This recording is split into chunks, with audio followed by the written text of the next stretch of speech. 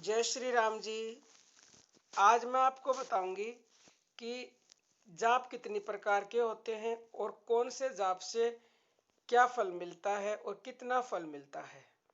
हमारे शास्त्रों में 3 प्रकार के जप का वर्णन है: मानस, उपांशु और वाचिक। वाचिक जप से 10 गुना फल उपांशु जप से मिलता है। वाचिक जप वो होता है जो वाणी से बोल बोल कर, जोर से बोल के करते हैं ना, वो होता है वाचिक जप। और उपांशु जप वो होता है जिसमें हमारी जीभ उठती है और होठ हिलते हैं लेकिन आवाज नहीं आती है, यानी बिल्कुल किसी दूसरे को सुनाई ना दे, लेकिन जीभ हमारी ऊपर नीचे जाती है, उसको बोलते हैं उपांशु। उस जप का हमें वाणिक यानी वाचिक जप की बजाय 10 गुना ज्यादा फल मिलता है। सहस्त्र गुना फल मानस जप का मिलता है, यानी कि 1000 गुना ज्यादा फल मिलता है मानस जप का। जब हम मानस जप करते हैं तो उसका उपांशु जप से भी 1000 गुना ज्यादा फल मिलता है। और मानसिक जप मतलब जो मन से करते हैं, जिसमें ना होठ हिलेगी, ना जीभ हिलेगी, ना बाहर आवाज आएगी। मानसिक जप के ऊपर चैनल पे मेरी वीडियो भी है, मैं उस प्लेलिस्ट का और ये अलग अलग जो वीडियो है उसका आपको लिंक दे दूंगी डिस्क्रिप्शन में, आप जरूर देखें, क्योंकि बहुत बार फिर कमेंट आते हैं। मन ही मन मंत्र का अर्थ मनन करके, उसका मंथन करके अर्थ का फिर धीरे धीरे इस प्रकार उच्चारण करना चाहिए कि जीवा और ओठों में गति ही ना हो, बिल्कुल भी आवाज नहीं आनी चाहिए। उसी को बोलते हैं मानस जप।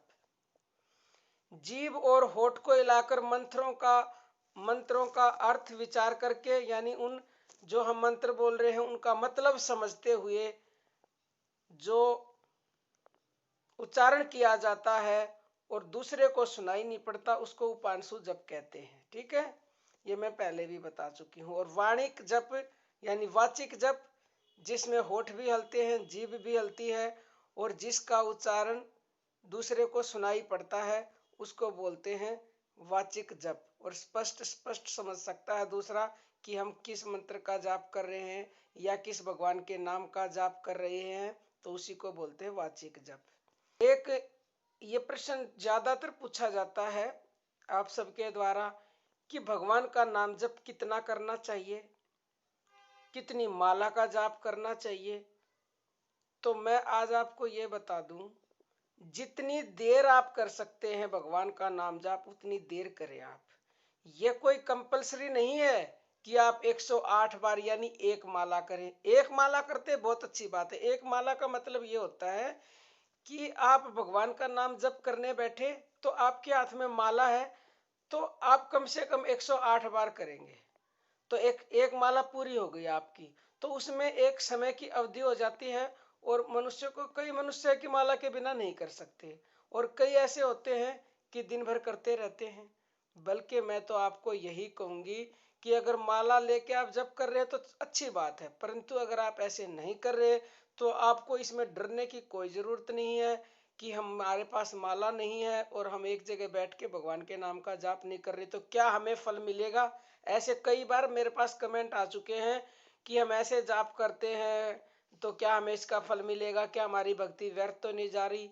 भगवान का नाम लिया हुआ कभी भी व्यर्थ नहीं जाता, चाहे आप मजबूरी में लें, चाहे आप स्वस्थ अवस्था में लें, चाहे अस्वस्थ अवस्था में लें, चाहे आप अशुद्ध में लें, शुद्ध में लें, कभी भी ले, चाहे किसी भी अवस्था में ले, उसका फल आपको अवश्य अवश्य और अवश्य ही मिलेगा। ये 100 नहीं, 1000 नहीं, पता नहीं कितनी % सच है इस बात में। तो आप बिल्कुल ना डरें। और मैं कहती हूं आपको, आप ये नियम बना लें कि हर समय देखो, स्टार्टिंग में जो शुरुआत कर रहे हैं भगवान का नाम जप करने की, उनके लिए मानसिक जाप करना मुश्किल होता है। शुरुआत में आप बोल बोल कर करते रहे, जैसे राम का करते हैं, जय श्री राम जय श्री राम जय श्री राम, कोई बात नहीं। जब आपको थोड़े से दिन वाचिक जाप करते हुए हो जाएंगे, उसके बाद आप उपांशु जाप करना, यानी कि थोड़े आपके होठ हिलेंगे, जीभ हिलेंगी। जब थोड़े से दिन आपको उपांशु जाप करते करते हो जाएंगे तो फिर उसके बाद आप मानसिक जप बड़े ही आराम से सारा दिन काम करते करते भगवान के नाम का जाप कर सकते हैं।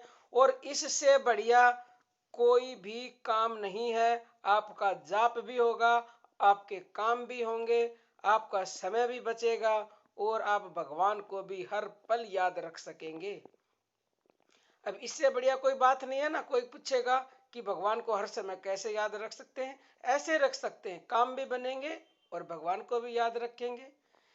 धीरे धीरे आप कहेंगे ऐसा नहीं होता, काम में देरी हो जाती है या काम में ध्यान नहीं रहता। तो शुरुआत में जरूर होगा। जो नए मनुष्य है, जो नए साधक हैं, उनको थोड़ी प्रॉब्लम जरूर होगी, लेकिन थोड़े दिन के बाद आपको ऐसी आदत पड़ जाएगी। आपके अंदर जाप चल रहा है और आप काम भी कर रहे हैं। मैं कहती हूँ आप सोने के बाद भी जाप चलेगा। जब आप सोते सोते जाप करते, अगर सो गए तो सोने के बाद भी जाप चलता है। और भगवान की तो ऐसी माया है। एक बहुत बड़े संत थे हमारे, उनके सोने के बाद भी उनके अंदर से राम राम की आवाज आती थी। एक बार उनको वो कहीं हवाई जहाज में सफर कर रहे थे, तो हवाई जहाज में सफर कर रहे थे तो आसपास के यात्रियों ने सोचा कि राम राम की आवाज कहाँ से आ रही है। तो उन्होंने उसको जगाया, तो उसके पास पहले वो गए, देखे तो सो रहा है, लेकिन उसको उसमें से आवाज आ रही थी। और क्यों? क्योंकि वो राम राम का जाप करता रहता था हर समय। तो भगवान की इतनी ताकत है, इतनी शक्ति है कि सोने के बाद उसमें से आवाज आ रही।